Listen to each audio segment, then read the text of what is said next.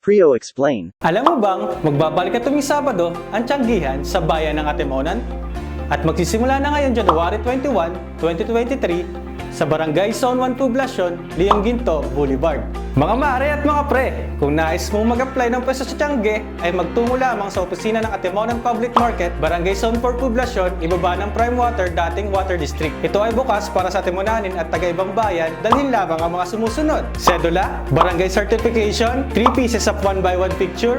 Narito naman ang mga requirements sa pagkuha ng Tiangge Business Permit, kung saan kinakailangan ipasa ang mga sumusunod: Clearance, Barangay Business Clearance, Sanitary Permit. At ang mga taga-ibang bayan ay maaaring magdala ng X-ray result para sa pagkuha ng Sanitary Permit. Paalala, kung meron ka ng business permit sa isa mong negosyo o tindahan, ay kinakailangan mo pa rin kumuha ng Tiangge Business Permit para magkapwesto. Narito pa ang ilang katanungan ng aming bibigyan ng kasagutan. Tatanggapin na ba ang aplikasyon ko kahit kulang pa ako ng Tiangge Business Permit? Maaari nang ipasa ang paunang requirements gaya ng sedula, Barangay Certification at 3 pieces 1x1 picture para magkaroon ng slot. Bibigyan kayo ng pagkakataon na mag-submit ng Tiangge Business Permit hanggang March 31, 2023. At ang Tiangge Business Permit ay epektibo hanggang December 31 of the year. Magkano ba ang babayaran ng space rentals sa Tianggihan? Ang ating Tianggihan ay mayroong 350 slots. At ang space rental fee para sa mga Atimonanin ay 70 pesos. Samantalang ang space rental fee na hindi residente ng Atimonan ay nagkakahalaga ng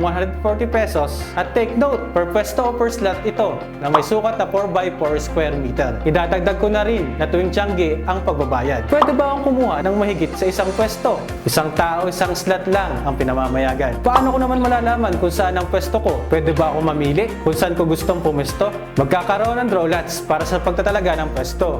At hindi pwedeng mamili ang mga nag-a-apply. Ano na lang ba ang pinamamayagang itinda sa Tiangge? Ganito kasi yan.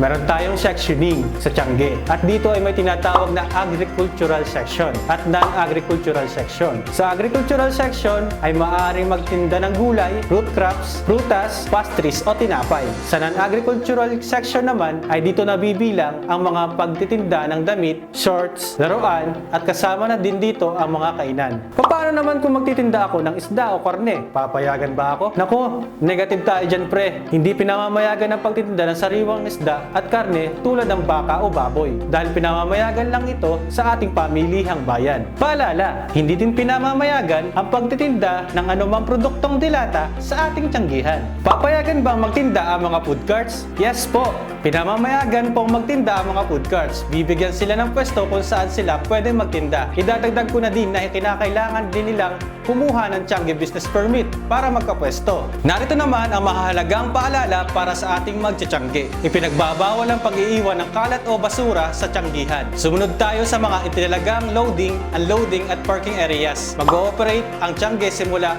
alas 4 ng madaling araw hanggang alas 12 ng tanghali. Tara nang bisitahin ang Tiangge sa Atimonan. Para sa iba pang impormasyon o katanungan, may pag-unayan lang sa Atimonan Public Market o sa kanilang telephone number na 316-5343. At syempre, huwag kalilimutang i-follow ang TikTok account na ito at ang aming Facebook page, Atimonan Public Relations and Information Office.